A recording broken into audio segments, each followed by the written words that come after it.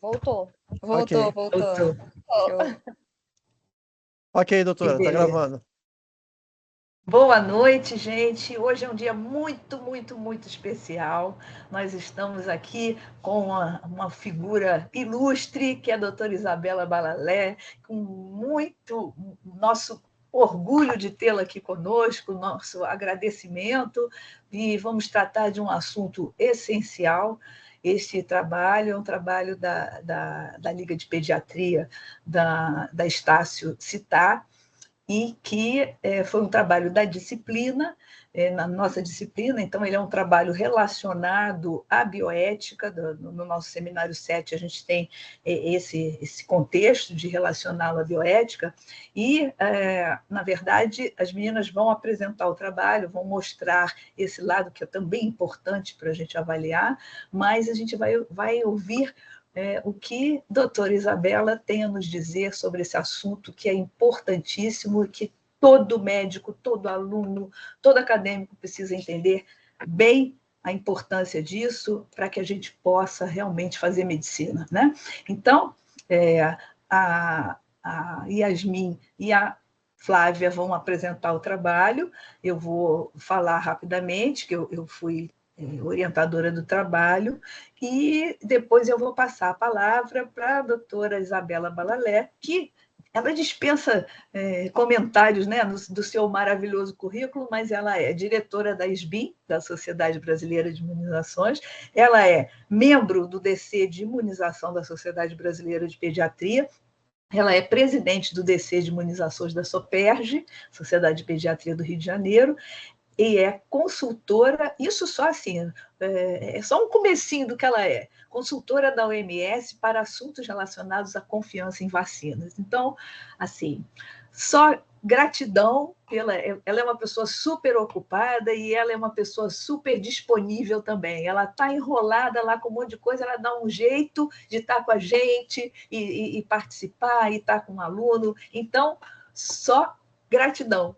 Viu, Isabela? Beth, primeiro, super obrigada por tantos elogios. Assim, eu só sou super tarefada porque eu sou sempre disponível. Olha, é uma coisa que eu faço e faço questão.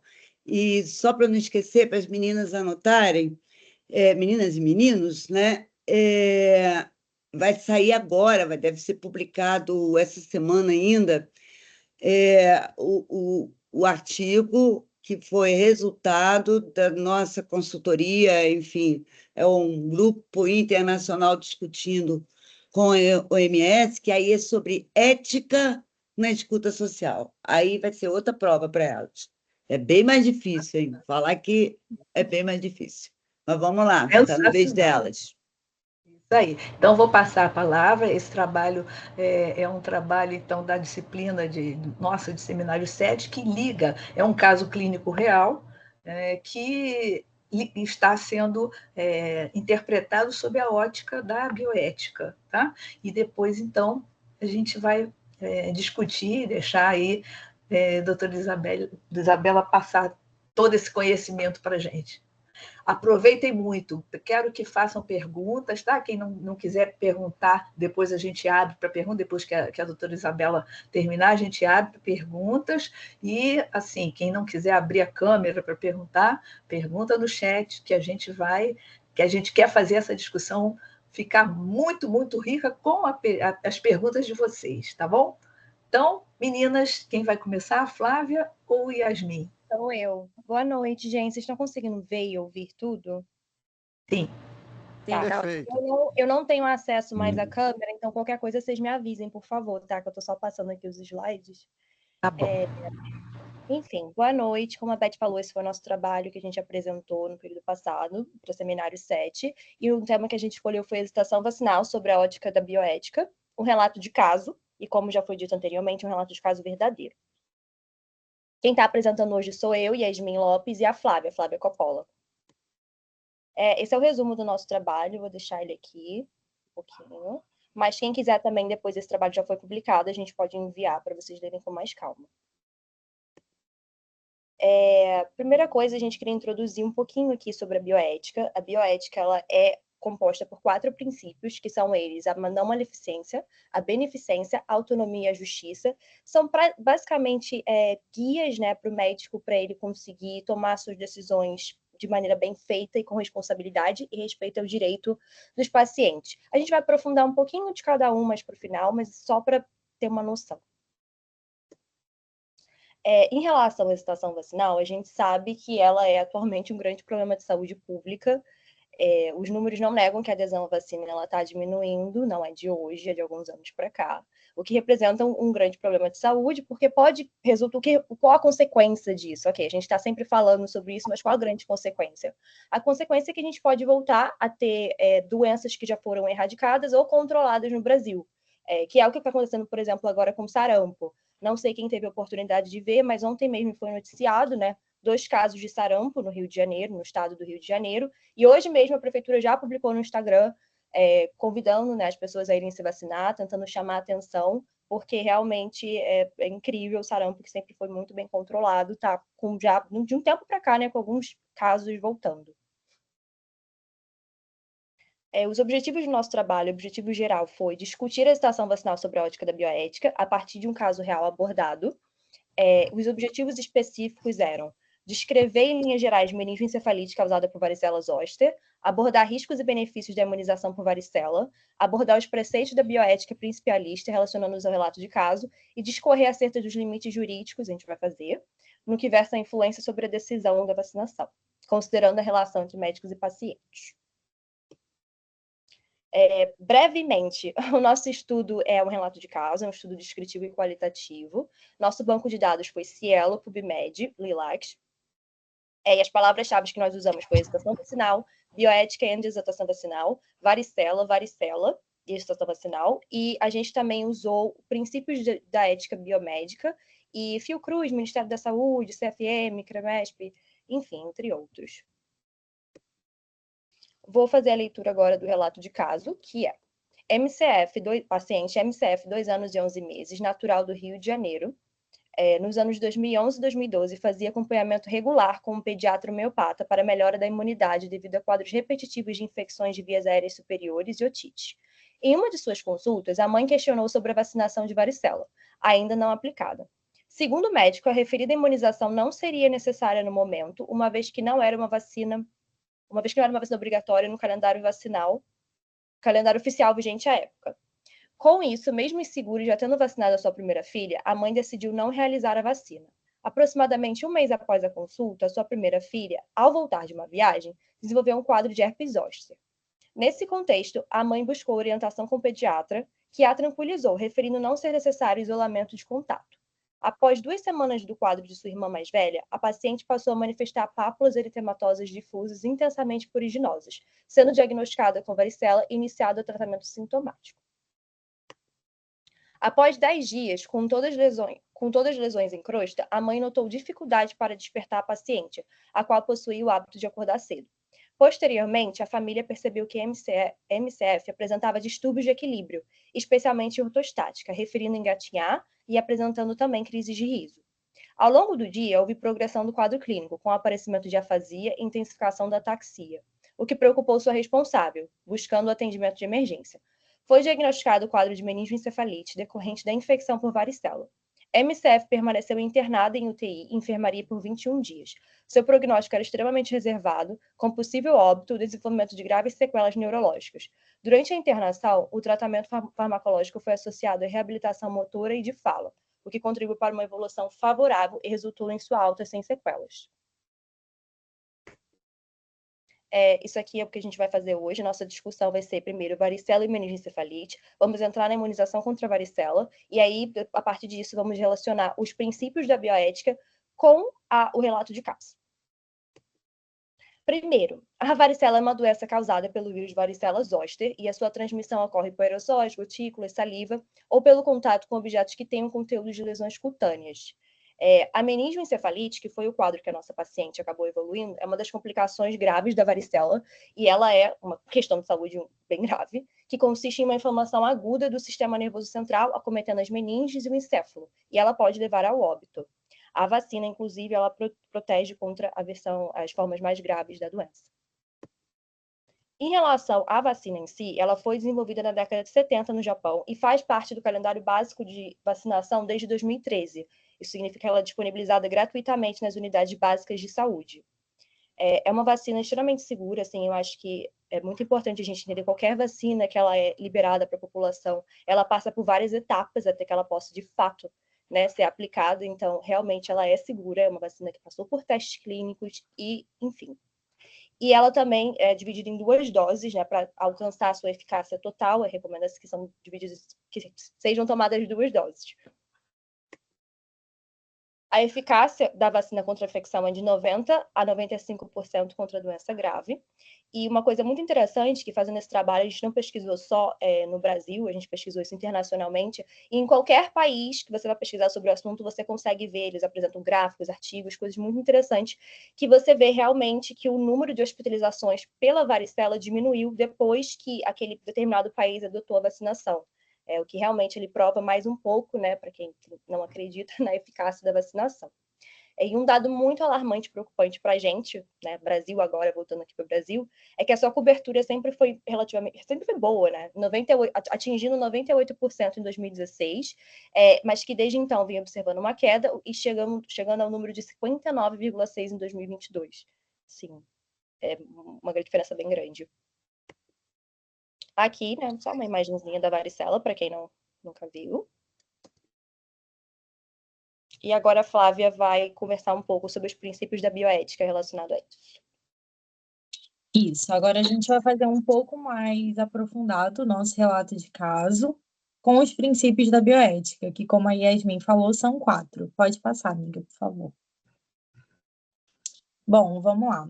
Quando a gente analisou o nosso caso, a gente conseguiu observar que os 3 princípios dos 4 foram feridos. O primeiro é a não maleficência, o segundo é a beneficência e o terceiro, a autonomia. Pode passar. Falando um pouquinho da não maleficência.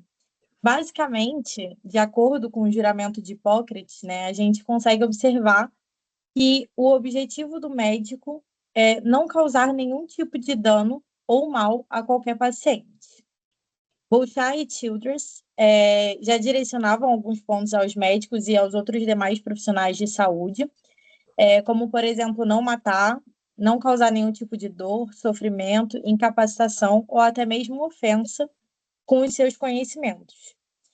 E isso também é previsto dentro do Código Federal de Medicina, né, o CFM.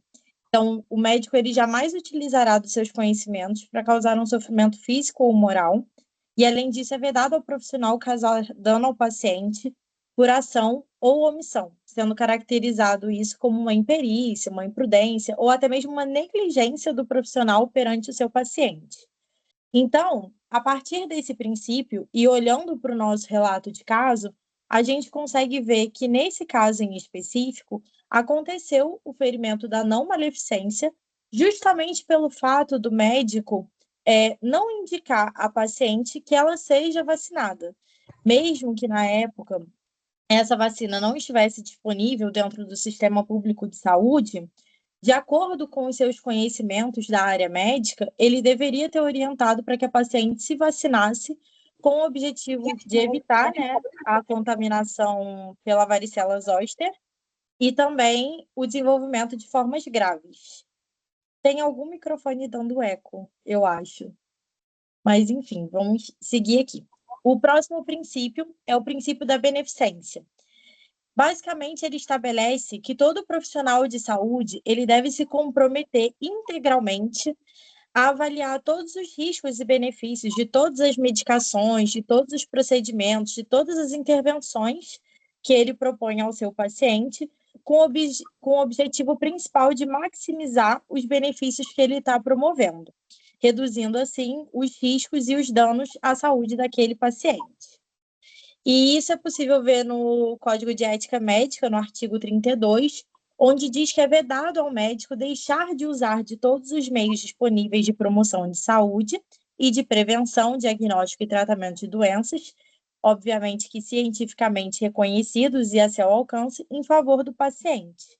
Ou seja, o médico deve usar de todos os seus recursos e todos os seus conhecimentos obviamente que pautado na ciência, nas comprovações científicas, para promover o bem do seu paciente e reduzir os riscos.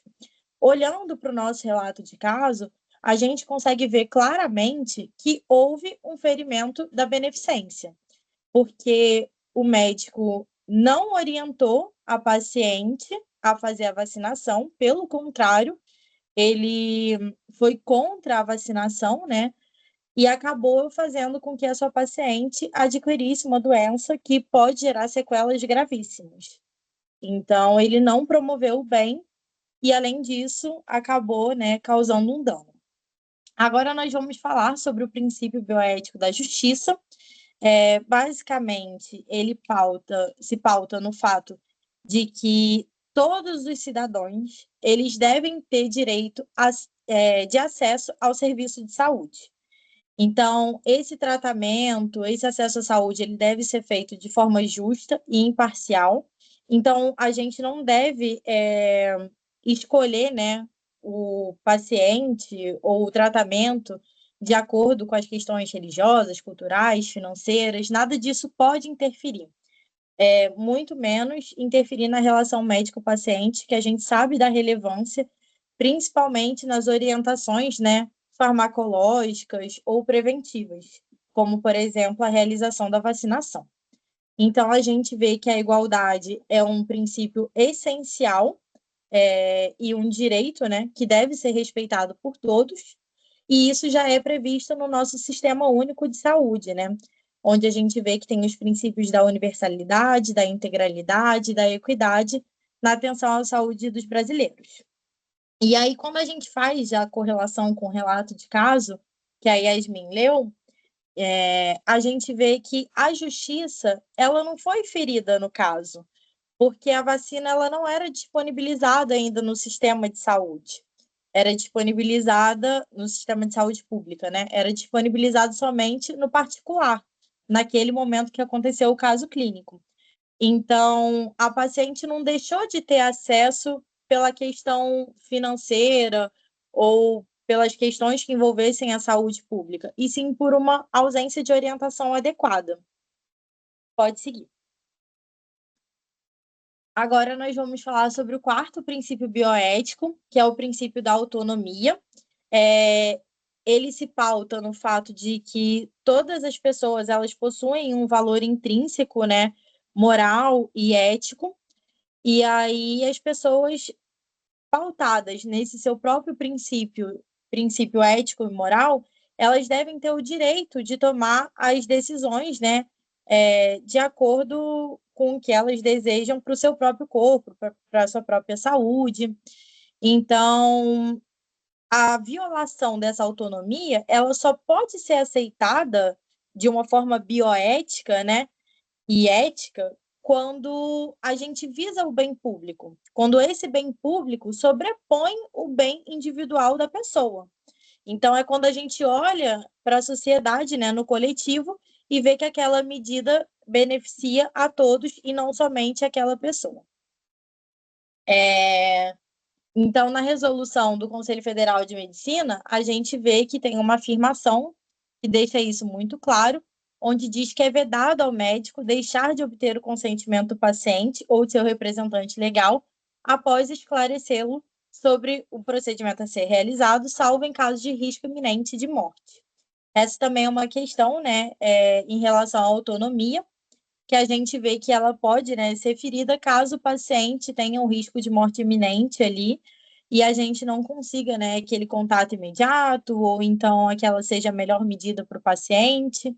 E quando a gente faz, né, a referência com o relato de caso, a gente vê que a autonomia ela não foi ferida de uma maneira total, ela foi ferida de uma maneira parcial, porque a responsável, por mais que ela tivesse o desejo de vacinar a sua filha mais nova, uma vez que ela vacinou, né, a sua primeira filha, ela tinha uma orientação de um profissional que é uma autoridade máxima, né, dentro da área da saúde, falando para ela a respeito da vacinação e sendo contra.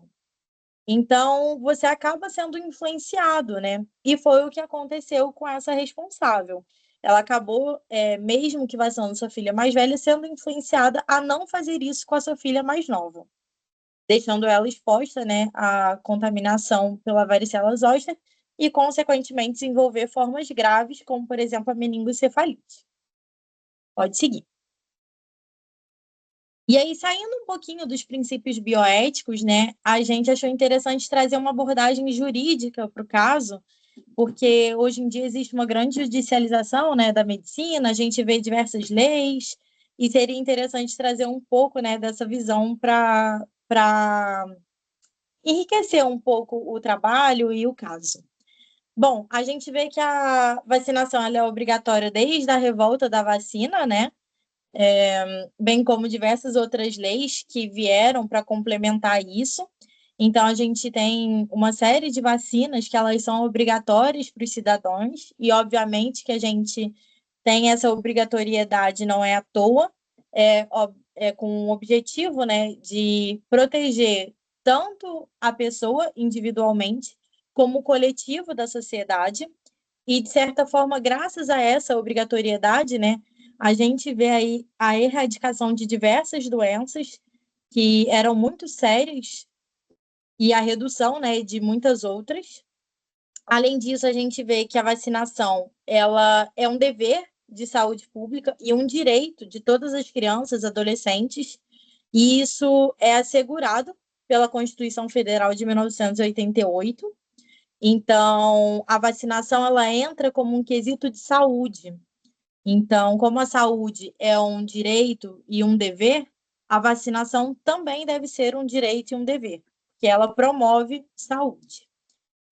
Mas, por outro lado, é interessante a gente ver que os indivíduos eles têm liberdade de consciência protegida. E isso significa que os indivíduos eles devem ter a sua própria autonomia para decidir sobre a sua vacinação ou não, assim como em relação a outras diversas questões da nossa vida. Mas existe uma ressalva. Por mais que o indivíduo ele tenha a liberdade de se vacinar ou não, nada disso pode sobrepor o direito à vida ou à saúde coletiva. Então, a partir do momento que eu deixo de me vacinar e eu estou prejudicando outras pessoas, isso já está errado. Isso já foge do que a gente prevê, né, dentro da... Ai, meu Deus. Enfim, das leis aqui que já são previstas. O STF, ele confirma a obrigatoriedade, mesmo contra as convicções filosóficas, né, visando a proteção coletiva e o melhor interesse da criança. Então, por mais que os pais não queiram vacinar as crianças, é uma obrigatoriedade. Então, muitas vezes existem medidas judiciais, né, que garantem a vacinação da criança. Então, mesmo que os pais não queiram essa liberdade, ela não é um direito. E, além disso, a gente vê que existe um desafio muito grande, né, bioético, de equilibrar a ação coercitiva do Estado com os direitos individuais, porque é uma balança muito difícil, uma vez que o indivíduo ele tem o direito de ter a liberdade, mas o Estado diz que a vacinação é obrigatória. Mas a gente sempre tem que pensar no bem comum. Então, é muito difícil de fazer esse equilíbrio e trazer isso para a sociedade de uma maneira geral. Pode seguir. E como conclusão do nosso trabalho, né, a gente trouxe o dilema bioético, a gente olha aí para a autonomia dos pais versus a responsabilidade de proteger a saúde da criança e da comunidade, que é o que a gente acabou de falar, né? É muito difícil da gente equilibrar isso. O respeito da autonomia e a importância da adesão às políticas de imunização, tanto olhando particularmente quanto olhando para a sociedade no geral, a proteção do indivíduo versus a proteção coletiva, e as opiniões médicas versus a medicina baseada em evidência. E quando a gente fala de uma medicina baseada em evidência, a gente fala de uma boa medicina baseada em evidência. É sempre importante, né, a gente frisar isso. Existem artigos e artigos, existem pesquisas e pesquisas, mas tudo deve ser muito bem ponderado e muito bem analisado para que a gente não caia, né, em furadas, em fake news e tudo mais. Pode seguir. Aqui estão as nossas referências bibliográficas que a gente usou para poder realizar o trabalho. Gostaria de agradecer muito a oportunidade de estar apresentando esse trabalho incrível. Agradecer a todos os meus colegas que fizeram parte. E eu acho que é isso. Aí a gente tem o videozinho, né? Que a gente fez, mas a doutora Isabela vai falar um pouco mais para vocês. Porque no dia da apresentação a gente passou um vídeo. Foi ótimo. Mas a gente tem a doutora Isabela aqui para falar ao vivo e a cores do vídeo. Muito bem, parabéns, meninas. Fizeram uma apresentação muito bonita. Eu só me encho de orgulho, que são minhas alunas que estão fazendo bonito e eu quero. A alegria da gente é ver vocês brilharem, né? Então, é um tema importantíssimo, fundamental, e que a gente precisa falar muito, muito disso, né? Então, eu vou agora passar a palavra. A doutora Patrícia está aqui, da diretoria, muito obrigada pela sua presença, acabei de ver que ela está presente aqui, agradecer o apoio da diretoria da SOPERJ, e vamos passar agora a palavra para a nossa querida doutora Isabela, que eu já passei esse currículo enorme dela, eu só reforçar o nosso agradecimento, a nossa felicidade de tê-la aqui conosco e dela estar sempre disponível para a gente. Então, pensem bastante aí, turma, façam as perguntas, abram câmera, se não quiserem abrir, coloquem no chat e a gente vai aproveitar aqui tudo que a gente puder dessa querida colega que é a doutora Isabela Balalé. Beth, não precisa tudo isso, vai. Precisa muito mais. A primeira coisa que eu acho, a gente médico, e principalmente pediatra, né, a gente puxa para o nosso lado, precisa ter paixão. E eu tenho paixão pelo que eu faço, e todo mundo aqui, estou vendo, tem paixão. Essa apresentação foi muito boa, me fez pensar um monte de coisa que eu já tinha lido, já tem tempo lá atrás, quando, né, eu conversei com elas e tal. E bioética é um assunto a ser levado. Saber que a Patrícia está aqui. Oi, Patrícia, não posso deixar de aproveitar e parabenizar pela nova direção, que realmente está modernizando, está trazendo muita coisa nova, né, na parte de comunicação técnica com os colegas. Então, assim, podem contar comigo para o que der e vier. E achei aqui, Beth, uma apresentação minha de 2010, que era discussão de caso clínico na SOPERJ, sobre uma criança que também era varicela e não tinha vacinado. Enfim, achei engraçado vocês escolherem, né, terem o caso com a mesma vacina que eu tive lá atrás, em 2010. E só completando em relação... Desafiador, né? Como é Oi? desafiador, né? Desde 2010, a gente... 2010, a gente ainda precisa defender a vacina. E uma coisa que eu queria acrescentar, a tudo que elas disseram, do ponto de vista do advogado, né? E a gente fez acho que eu contei para elas nessa época, a gente fez era um judiciário, era um julgamento. Então, a gente fez um teatro mais ou menos técnico, tá? Na jornada da SBIM, que é o congresso da SBIM. Então, a gente tinha a vítima, que era uma menina que tinha tido verruga genital por conta dos pais não quererem que ela se vacinasse. O pediatra da menina concordou com os pais, já que os pais não queriam, então ela não teria que fazer. A vacina, na época, já estava na rede pública, enfim. E eu descobri, aprendi ali com um colega, que é um colega que é pediatra e advogado. E ele mostrou que, para todos nós, né, onde a gente estava assistindo, que era um cheque em branco na mão de um juiz. Isso é erro médico. Não sei se eu posso falar erro médico, mas né, enfim.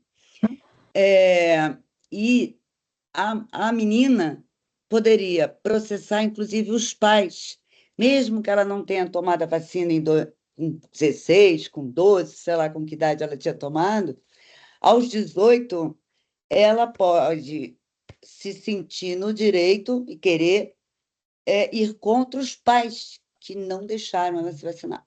Mas vai ficar para outra, vamos ter que fazer outra, só sobre bioética. Vamos fazer.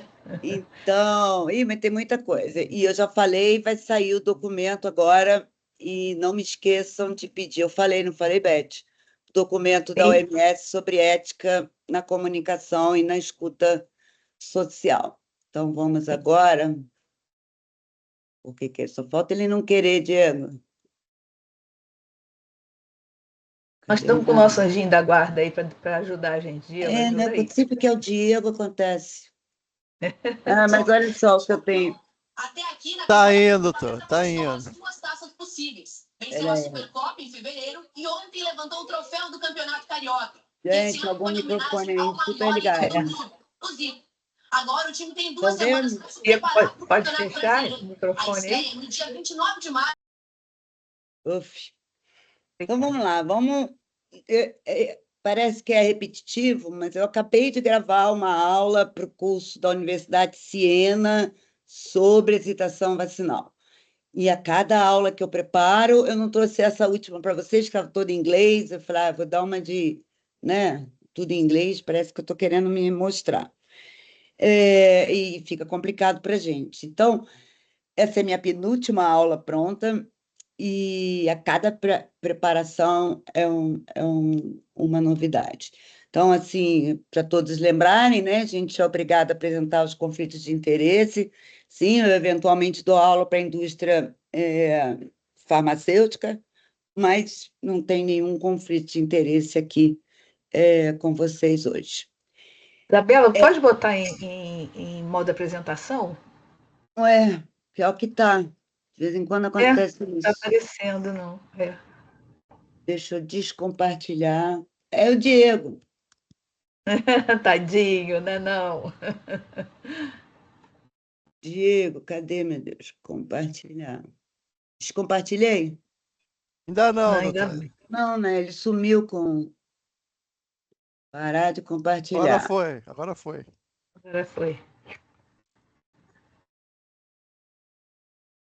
Tá? Só compartilhar de novo, doutor. Eu botei para compartilhar de novo. Gente, parece que é a minha primeira vez, né? Foi? Agora foi. Então, vamos lá. Deixa eu só diminuir vocês, que senão eu não vejo meus slides. Então, essa frase, olá, viés. Viés é tudo. É tudo quando a gente fala de vacinação. Vacinação é uma questão de comportamento.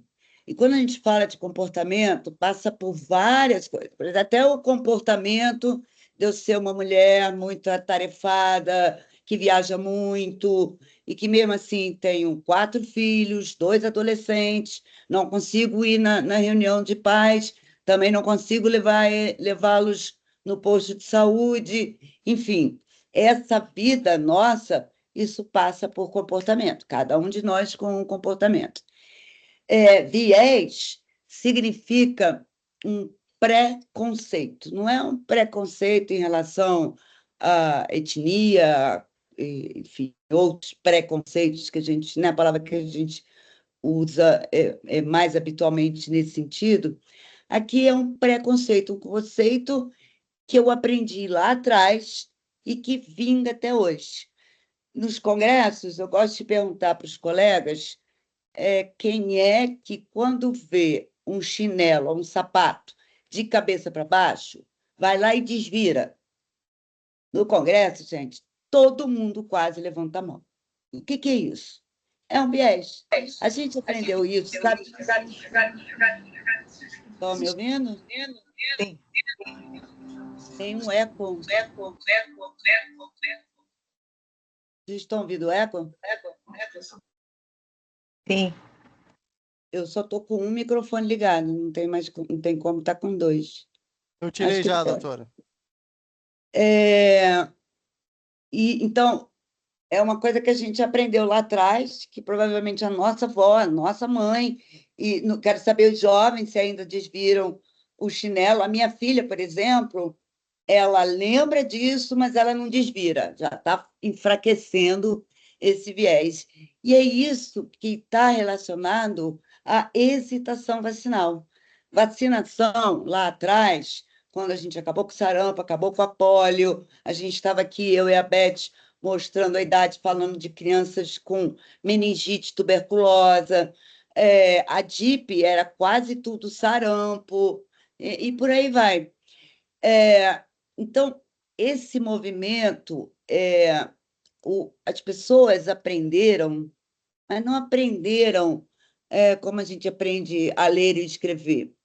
É um aprendizado subconsciente, que vira um conceito na nossa cabeça, e o viés é aquilo que, quando eu preciso ter uma reação, eu não penso, eu simplesmente tenho aquela reação que está guardada aqui no meu cérebro.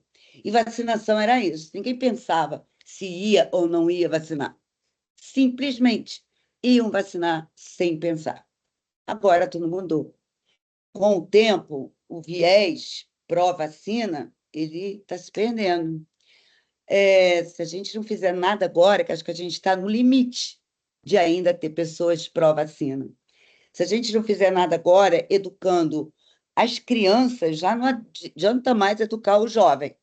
Tem que educar as crianças, os adolescentes. A gente levando esses conceitos para eles, eles vão levar para os seus pais, que são excelentes professores dos pais, e esse viés pode voltar, mostrando que a vacinação é um bem público, fundamental para a saúde do planeta e é uma coisa segura e eficaz. Basta olhar para a história da vacinação, que eu saiba, se a gente tivesse tido um surto de infarto com a vacinação contra a Covid, isso não ia estar nos bastidores das mídias sociais, no Instagram ou o Telegram, que é, né, onde mais você tem desinformação. Isso ia estar no maior jornal do país, na televisão.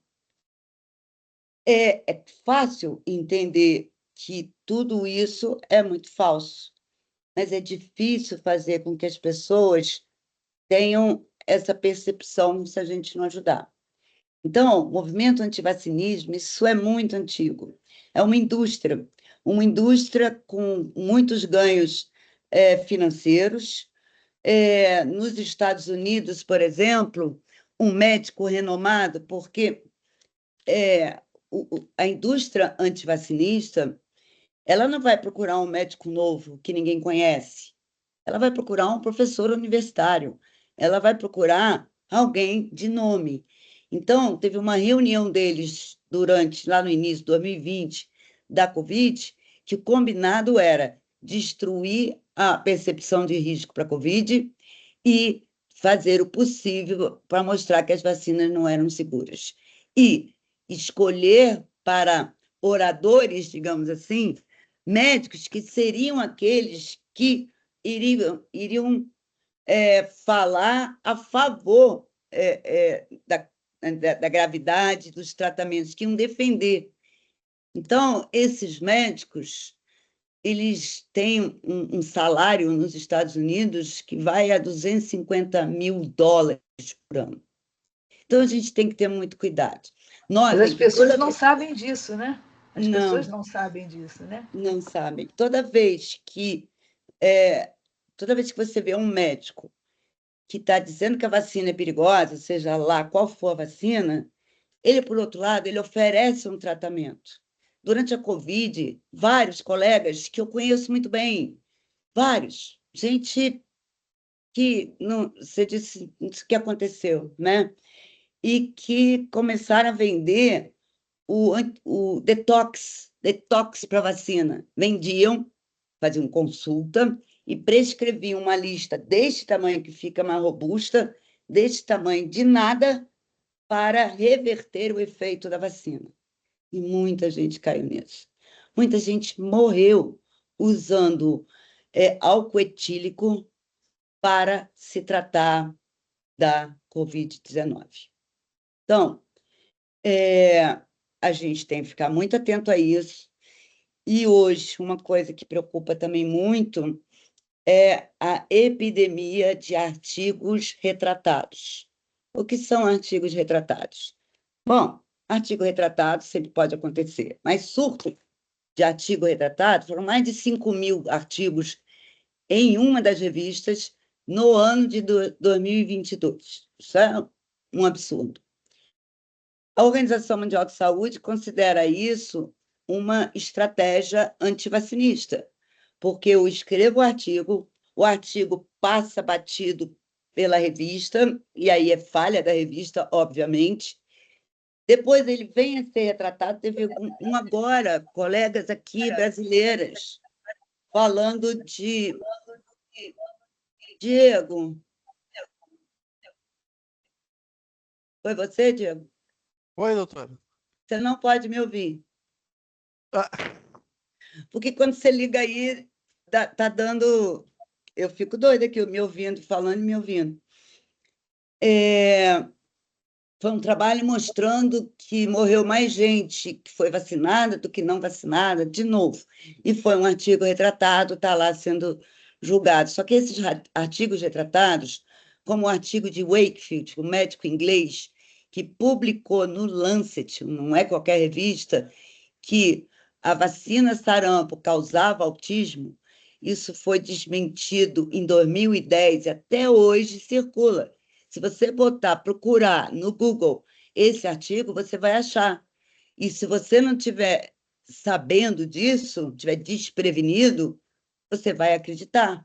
E ainda vai usar para escrever um artigo como referência.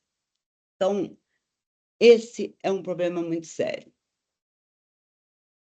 Infodemia. Então, é a hesitação e tem a infodemia. A infodemia é um excesso de informação, correta, não correta, é aquele cenário de um desastre de saúde. Pode ser um desastre ambiental, uma inundação, pode ser uma guerra, que também traz problemas de saúde, e pode ser uma pandemia. A primeira pandemia que a gente tem assim, de saúde, a primeira não, mas a mais recente, foi em 2003, quando a gente teve a pandemia do MERS, né? E a outra foi a que ficou mais conhecida, que foi maior, que foi uma pandemia grande, foi a da influenza em 2009, 10, 11, né? Dependendo se está no hemisfério sul ou no hemisfério norte. Ali também foi uma loucura de médicos e outros defendendo tratamentos, etc. e tal. Nós, médicos e os outros profissionais de saúde também, somos vítimas de tudo isso, né? Se eu, que estou aqui falando para vocês depois da Beth me elogiar tanto, mentir tudo, vocês vão acreditar, provavelmente.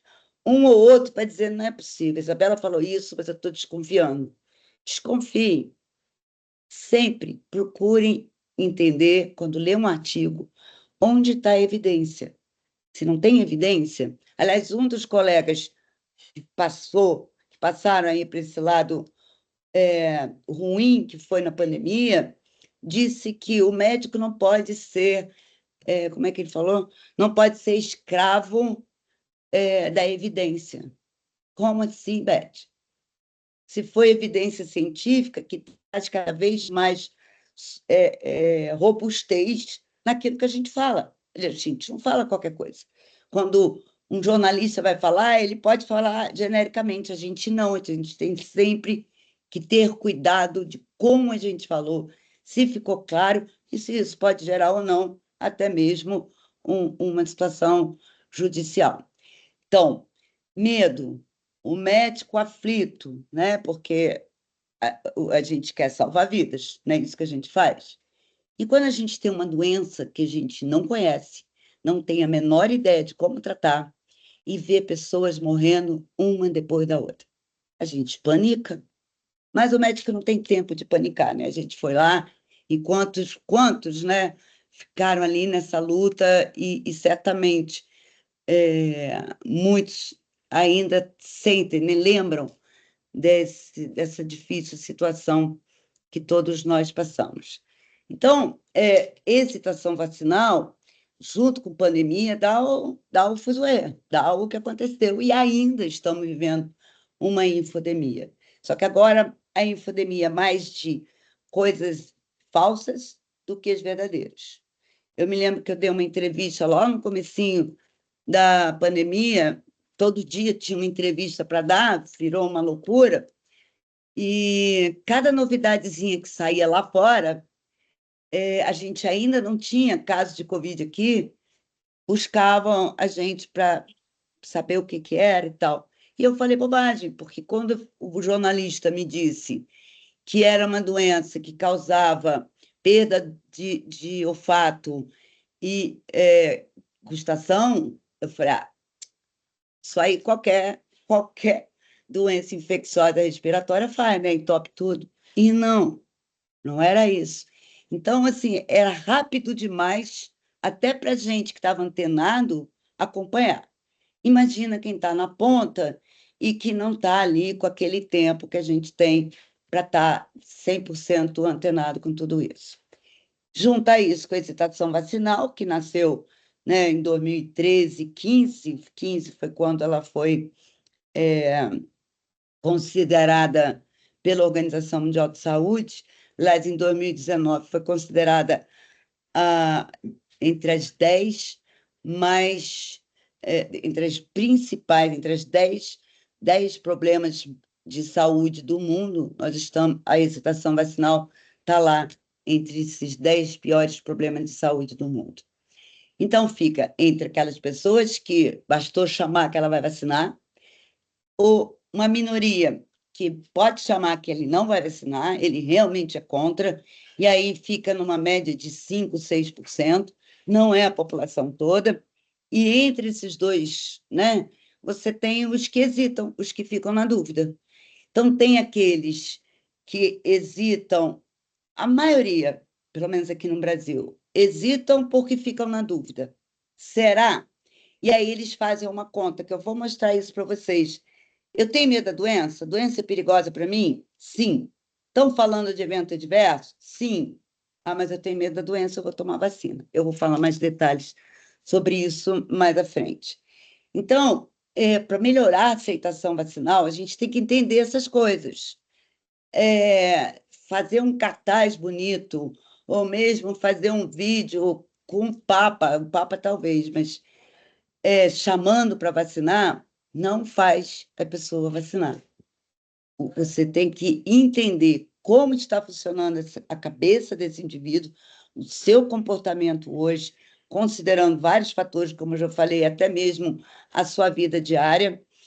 E ainda tem a questão dos mais vulneráveis, aí você tem que falar outra língua, isso é importante, não é a mesma língua para todo mundo, cada um tem, em termos de comportamento, um comportamento de grupo diferente, individual diferente, comunidade, então você tem que saber com quem você está falando. E isso, quando eu digo você, somos nós, médicos e outros profissionais da saúde, principalmente as autoridades públicas de saúde. Então, eu preciso compreender os conceitos determinantes que fazem ele aderir ou não à vacinação, entender a relação para ele, né, da hesitação e os custos dos cuidados evitáveis, isso para as autoridades públicas, quanto custa.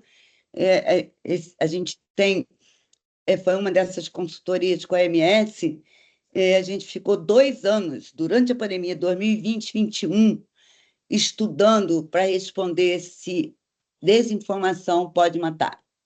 E, assim, a gente fez como a gente trata o impacto de uma doença infecciosa na população, desde que afeta um indivíduo, né, a saúde dele, a saúde do grupo e a questão toda de hospitais, estrutura de saúde do país, econômico, desemprego, mortalidade, e é um fluxo enorme que a Organização Mundial de Saúde recomenda que cada país use para entender o seu impacto socioeconômico de uma doença infecciosa, olha, de uma doença infecciosa, é porque, sem querer, a infodemia é uma doença infecciosa, causada por um vírus que se transmite mais rapidamente do que o próprio vírus da Covid-19.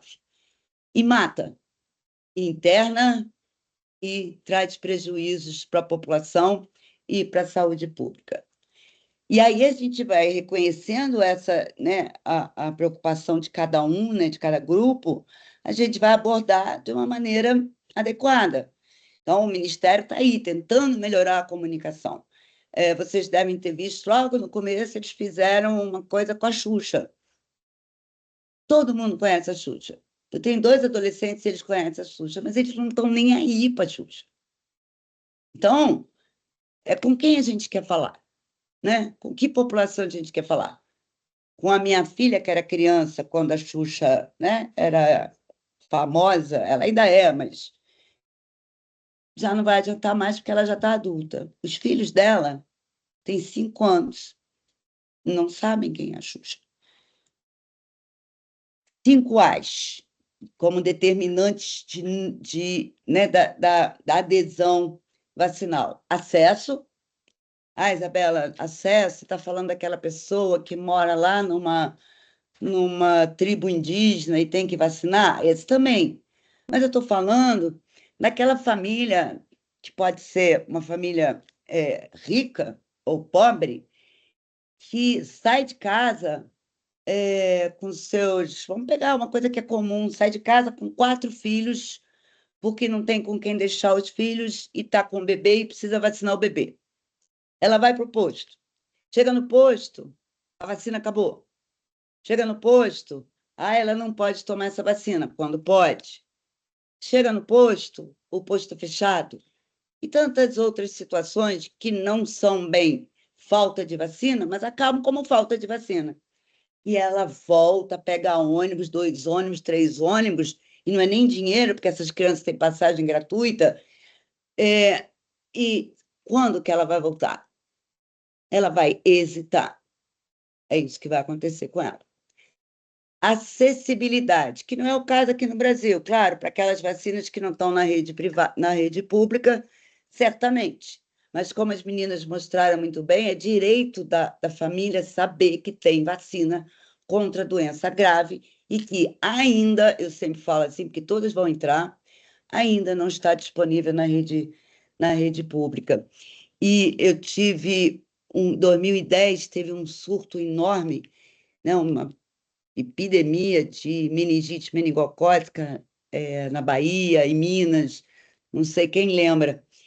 E nessa época eu vi pessoas chegando do interior da Bahia com saquinhos de 11 moedas de R$1 para comprar vacina. Então, a gente não pode tirar o direito deles serem informados e correrem atrás. Consciência, né? O grau que os indivíduos têm conhecimento da necessidade. Pode parecer surreal, mas você faz uma pesquisa, mesmo que seja numa classe social mais beneficiada, que a gente acredita que tem todas as informações, e eu já vi um pai dizer para mim, mas o que é vacina HPV? Ele nunca tinha ouvido falar. Assim, como assim ele nunca ouviu falar? E ele nunca tinha ouvido falar. Aceitação, o grau, né? Aí vem do comportamento de ser pró ou não vacina, se recusa, se questiona. Hoje a grande maioria questiona e uma minoria recusa realmente. E ativação, né? O grau em que os indivíduos são levados a tomar aquela vacina.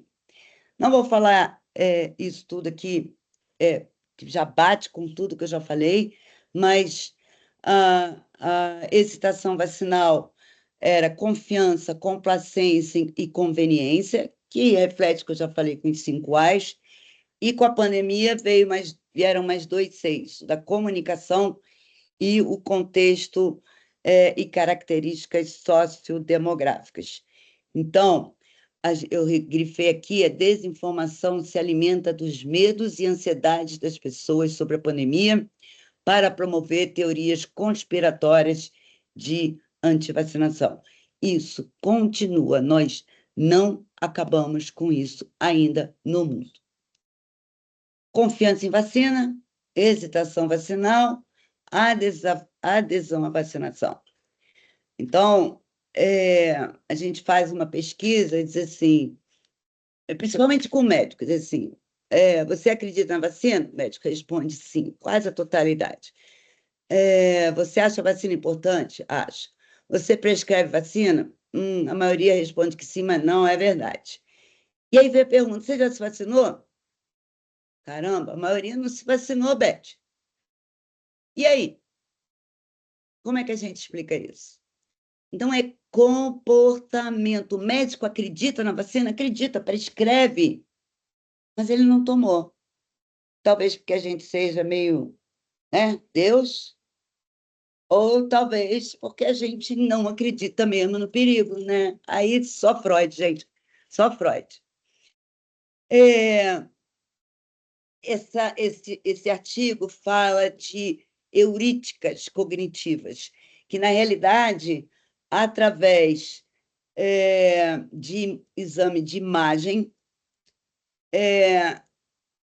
olhando a imagem, eles conseguem detectar a imagem de quem não tem os vieses pós-vacina. E aí fizeram 2 grupos, na Finlândia, se não me engano, acho que na Finlândia.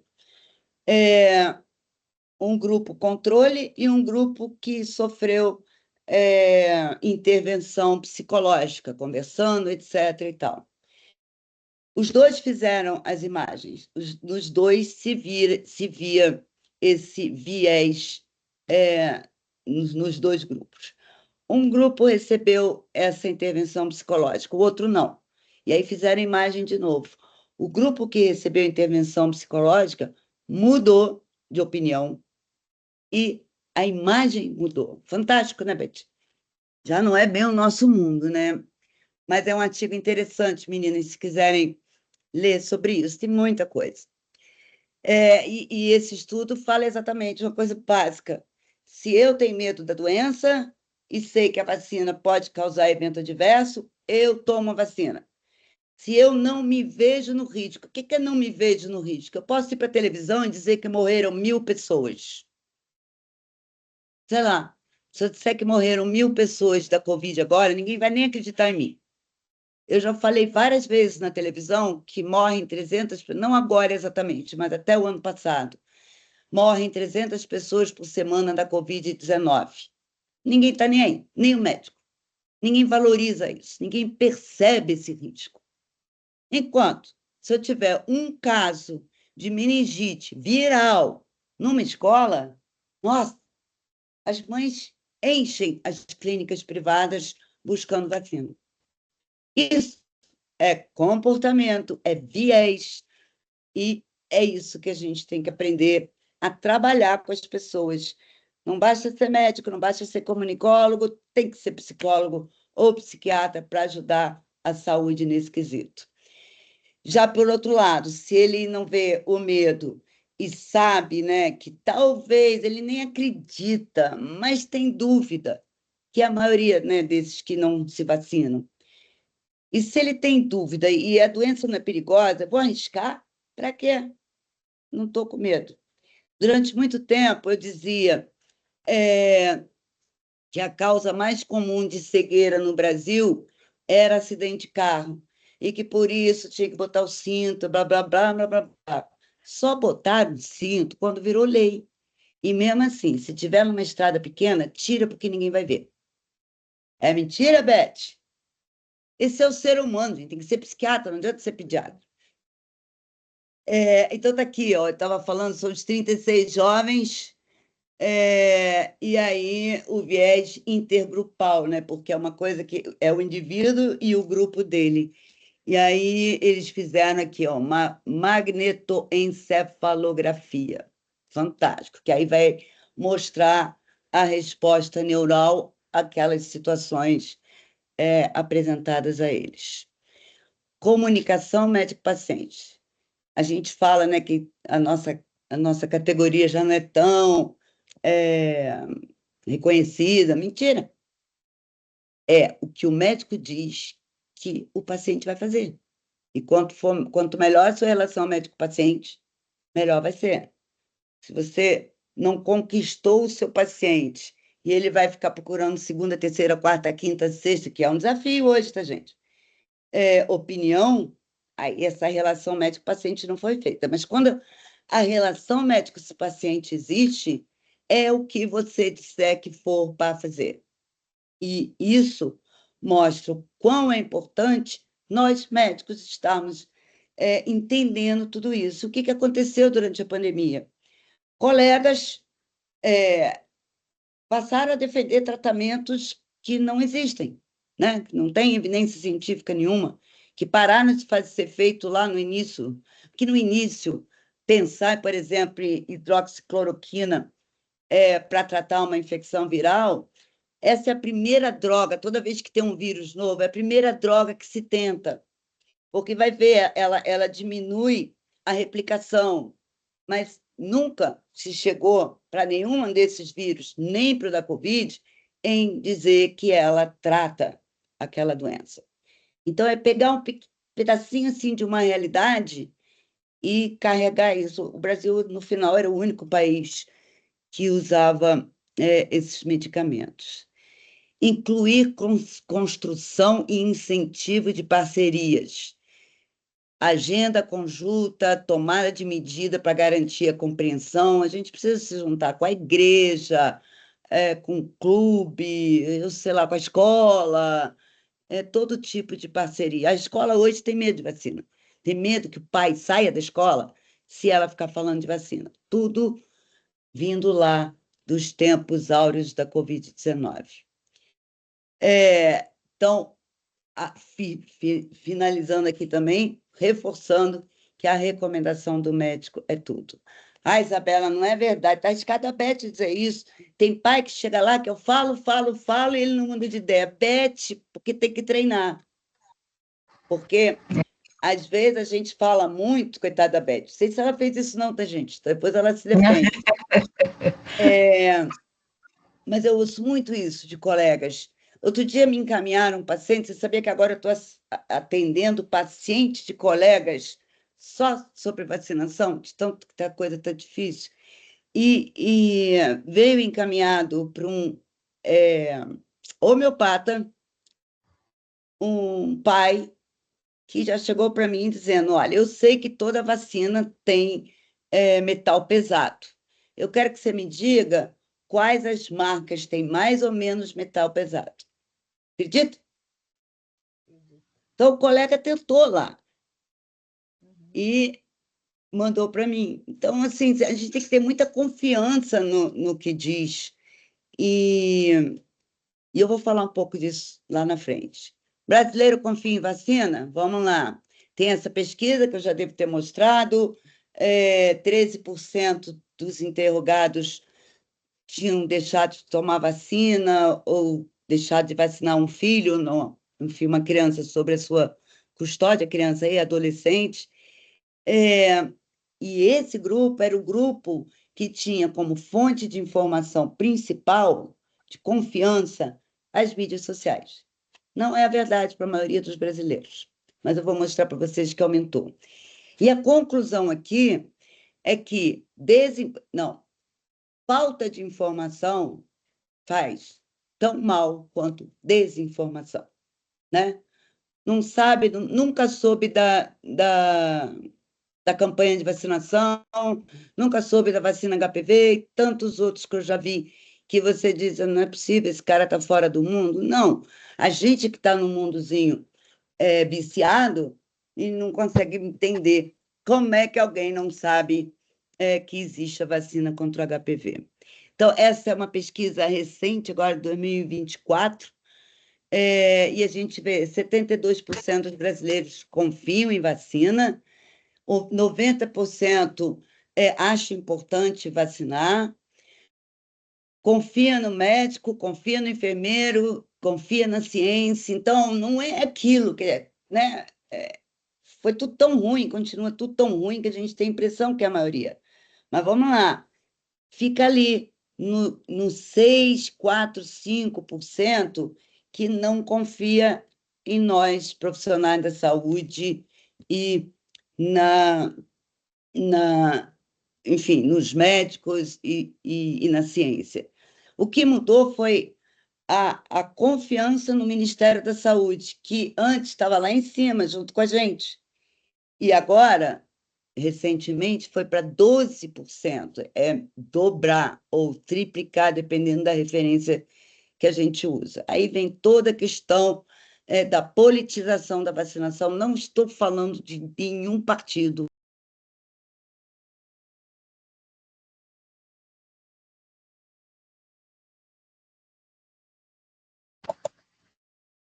Seu microfone está fechado, Oi, doutora, o Isabela. microfone está fechado, doutora Isabela. A última vez que aconteceu isso comigo, sabe o que foi? Tinham invadido. Eram hackers, foi lá na Covid. Vocês ouviram dizendo que a única que caiu foi o Ministério da Saúde? Estão me ouvindo? Sim, Ah. sim, estamos ouvindo. Você falou isso. Depois E não parou. e não interessa o lado político, o problema é a politização. Nenhum dos dois lados deve usar a vacina de forma política. Isso só atrapalha a adesão. Está aberto? Sim, estamos ouvindo, pode falar. Eu estou paranoica. Não, está ok.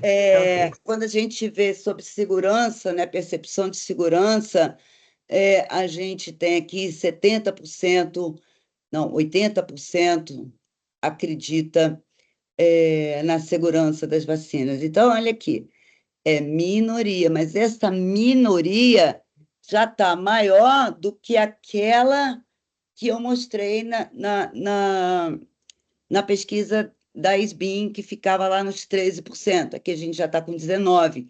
E quando fala de eficácia, a gente também tem uma percepção negativa maior do que a gente tinha lá.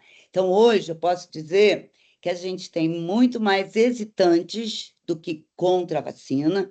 Contra a vacina continua uma minoria de 5%, 6%, mas a gente tem mais hesitantes do que antes. E não é só para a Covid, acaba sobrando para outras vacinas. Benefício é positivo, o risco de reação adversa, a maioria entende que não é alto, mas você já tem 21% achando que é alto. Principais medos, né?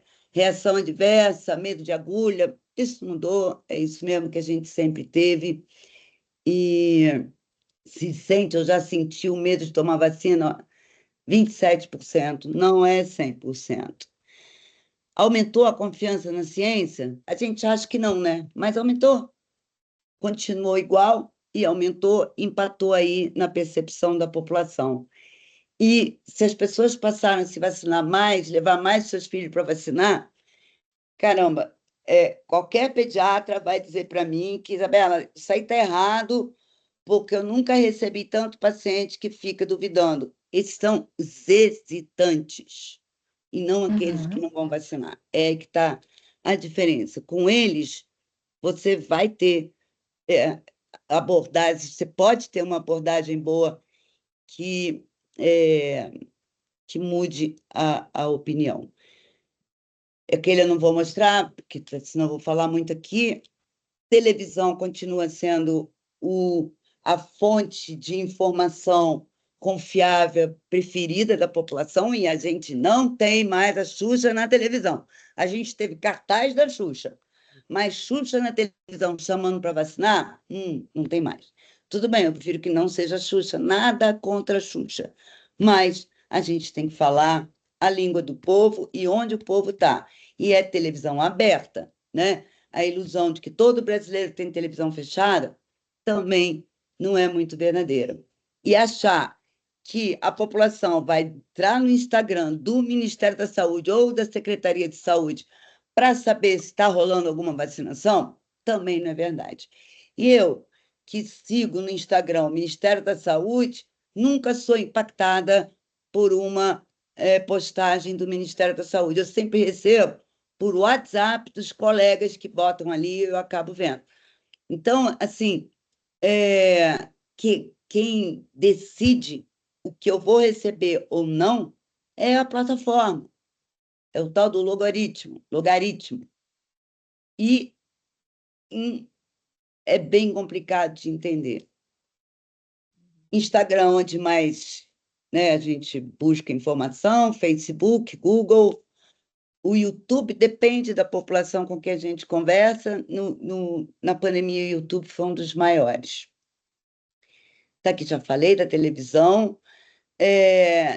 77% declara já ter recebido notícia falsa. 25% se sente prejudicado pela fake news. E 77% acham que tem que ter uma regulação. Então, isso é positivo. O brasileiro continua pró, só está com dúvida. Devemos continuar tomando vacina contra doenças que desapareceram, 81%. Consideram muito provável ou provável que doenças erradicadas, desaparecidas, possam voltar, 67%. Olha esses 67%. Olha a nossa tríplice viral. Olha os nossos 2 casos de sarampo no estado do Rio. 51% diz que estão muito preocupados com novos surtos de doenças erradicadas. E 74% concordam com a obrigatoriedade dos pais vacinarem os filhos. Então, meninas, a gente estava falando aqui, né, de ética, dessa coisa complicada, né, porque a criança ou menor de idade, ele é do Estado. Essa é a nossa legislação, ele não é dos pais. Então, o Estado tem direito de intervir, né, na saúde, né, numa questão de segurança e saúde daquele menor, acima dos pais. Dá uma discussão grande, mas a população acha que é bom obrigar. Está aqui, ó. Devem ser obrigados? Não devem ser obrigados. Agora, os que acham que não devem fazer muito mais barulho, está faltando a gente fazer barulho. 78% acreditam que familiares e amigos consideram as vacinas importantes, 61% já fica na dúvida, e aí aqui estão membros de igreja ou comunidade religiosa, declaram não precisar da autorização de terceiros para vacinar, então são todos adultos, já receberam recomendação para não tomar vacina do calendário básico ou não vacinar seus filhos.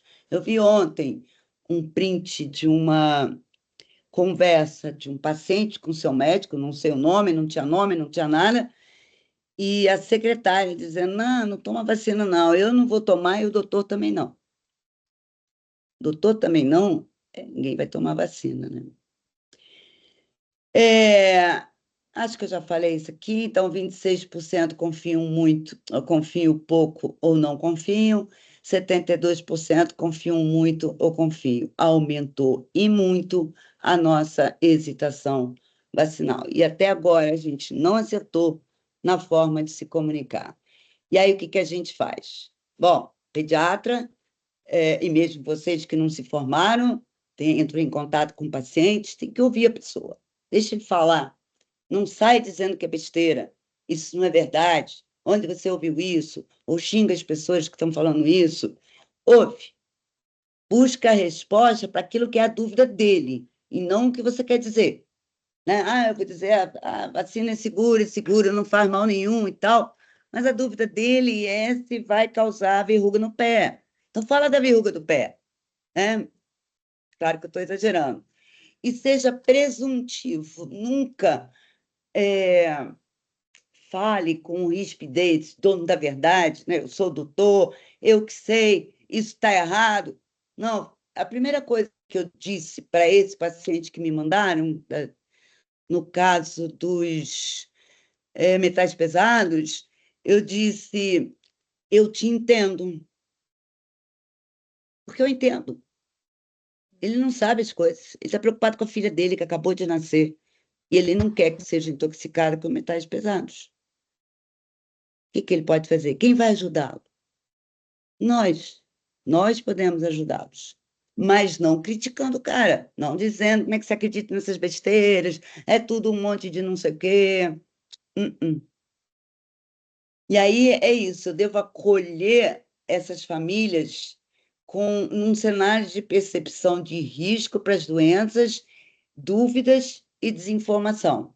Então, eu tenho que estar preparada para esse cenário. E não num cenário lá atrás, quando eu e a Beth começamos a atender, que não precisava falar nada, só dizia assim, ó, tem que tomar vacina de sarampo, do não sei o quê, do não sei o quê, não sei o quê. Não precisava dizer mais nada. E a pessoa ia. Mas, vamos lá, 2010, com a varicela na rede privada e não na pública, a gente vê um colega médico que, infelizmente, a gente ainda tem, que entende que vacina da rede privada é vacina que não precisa. E eu digo, todas as vacinas que hoje estão na rede pública, um dia só estavam na rede privada. O que mudou é que se lá atrás demorava 6 anos para hemófilos entrar, hoje a Brisvo chegou outro dia, que é a vacina de VSR para gestante, e já está definido que vai ser disponibilizada, mas ainda não tem a compra, etc. Então, tem o pai e mãe, que é apoiador da imunização, tem aquele que vai junto com todo mundo, então depende com quem ele está, ele também não sabe detalhe, ele só quer saber o que é para fazer. Aquele que aceita, mas com cautela, e faz algumas perguntas, mas eu ouvi falar, mas eu isso. O indeciso, né? Os pais ficam pensando, entram no Google, vai procurar. Esse doutor Google é nosso maior inimigo. Com certeza. Até para nós, médicos, é perigoso. Se você não sabe, não busca no Google. Primeiro fala com alguém que sabe e te dá, olha, pode procurar aqui, aqui, aqui, aqui. Nem na inteligência artificial. Aliás, eu sou muito a favor da inteligência artificial, desde que ela seja bem usada. E o recusador é aquele que... Ó... Sumiu a voz. Gente, agora sim. Eu juro que vocês estão me vendo. Eu tô com a mão para cima. Não, acontece. É o Diego. Tadinho, e o cara que recusa. E o cara que recusa, né? E esse não tem muita saída, mas dá para mudar também. Na hora que tiver um surto, ele muda. Essa é outra coisa. Na hora que tiver um surto, ele corre para tomar vacina. Porque lá no início da pandemia, mesmo virando jacaré, mesmo dizendo que isso, mesmo... o que a gente estava fazendo era brigando, procurando atestado de prioridade falso para conseguir tomar vacina. É mentira? Não. E aí a gente foi um dos apesar da lentidão da chegada da vacina, que era essa era a nossa preocupação, a gente foi um dos países chegar primeiro em 80% de vacinados. Então, o brasileiro gosta de vacina, desde que ele perceba o risco para ele, não é para o país. Ele está nem aí com o país. Isso é outra coisa. Porque é importante para o país, é importante para a coletividade. Depende do cidadão que está na sua frente. Ele quer saber se é importante para ele. Essa é a realidade. Então, qual é a sugestão aqui? Começa com uma conversa presumindo que vão vacinar seus filhos. Então, hoje vocês vão dar vacina no fulano, né? E aí, espera o que o pai vai falar. Ele vai dizer que sim, ele vai tirar algumas dúvidas, ou ele vai começar a tecer lá um discurso antivacinista. Você ouve. E aí, você continua com a recomendação. E como eu falei, acho que eu não falei com os pais, a primeira coisa que eu disse, eu falei que eu entendia ele, que era natural, e que eu estava ali para ajudar. E aí você sai falando de uma forma simples, e eu gosto muito de dizer, eu vi essa fake news, chegou para mim também. Mas aí eu fui olhar e e vi que não é verdadeira. Não vou dizer, você não vê que é um monte de safado? Nada disso. A postura é fundamental, né? Então, nós temos um papel social muito importante, né? Primeiro, o corpo fala, né, Beth? O nosso corpo fala com o paciente também. A nossa cara, a expressão que você faz, o tom que você Comunicação não verbal, né? É o que que é tão mais o povo importante quanto a entende. verbal. É o que mais o ser humano entende. Então, isso aqui, Beth, dá para a gente ir lá. A Patrícia está aí, né? Patrícia, a gente podia fazer um curso para os pediatras, ninguém nunca fez, nem SBP. Com certeza, com Bora? certeza. Me liga. Olha, eu acho que em primeiro lugar, assim, eu vou abrir aí o parênteses que a doutora Isabela abriu. Em primeiro lugar, assim, doutora Isabela, eu agradeço muito as suas palavras. A senhora sabe que, assim, Não pessoas me como a chama de senhora, senhora. por favor, senão eu vou achar que sou Ai, tá velha. bom, você, desculpa. Também não É uma gosto questão disso, de não. respeito, até Não, não, eu muito prefiro ser por toda a desrespeitada. sua. Mas, assim, em primeiro lugar, você abriu sua apresentação agradecendo e parabenizando as iniciativas que esse novo grupo, né, que está à frente da Soperj, está procurando se esforçar em termos de dar uma comunicação diligente, integrativa e representativa, né? Então, assim, em primeiro lugar, eu gostaria muito de agradecer as suas palavras, porque eu sei que tem um peso muito grande. Você acompanha e contribui muito para a pediatria, e numa área que você pôde, durante a sua apresentação, mostrar exatamente e contextualizar o que a gente tem no mundo para o que a gente tem hoje no Brasil e colocando aí para os alunos, para os residentes, para todos os colegas que estão aqui, a realidade que a gente enfrenta em relação a esse desafio, que é um desafio que acontece no mundo. Em segundo lugar, sim, essa sua dica essa sua sugestão, ela com certeza vai ser materializada. Da mesma forma que a gente vem procurando materializar, nos aproximar e entrar numa sintonia mais leve, porém mais produtiva de compartilhamento de evidência científica.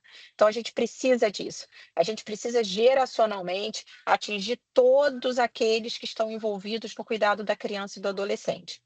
Uma coisa que eu queria chamar a atenção é que lembrar a todos aqui, desde aqueles mais jovens, alunos que estão aprendendo a prática pediátrica, até aqueles que já exercem, por exemplo, uma área de atuação, uma especialidade como eu.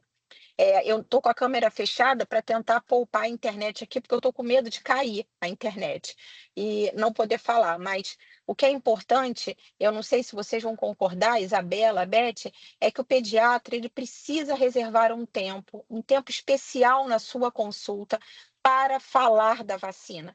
Não adianta só receitar a vacina que vai ser feita naquele mês, mas é importante que você fale e abra um espaço para reflexão e ouvir o que aquela família tem a dizer.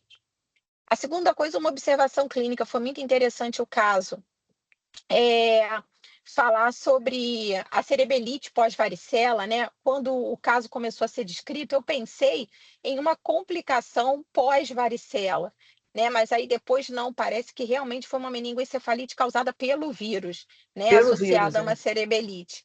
Então, assim, foi interessante. E parabenizar a live, que ela está aqui se mantendo já com mais de 1h30 de duração e com mais de 60 mantidos fiéis, sem a gente diminuir o número, tá? Muito obrigada Beth, mesmo. batemos o recorde, Beth. Eu só fico assim, cheia de felicidade. A doutora Ana Tereza, nossa presidente, está com a mãozinha levantada, ela quer falar. Mas acho que a Patrícia não tinha acabado. Oi, posso falar? Não, já acabei sim, eu agradeço. Acabei.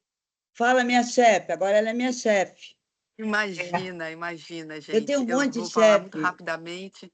Eu quero agradecer também, mas a Patrícia já fez esses agradecimentos, parabenizar pela excelente evento. E eu queria só colocar mais uma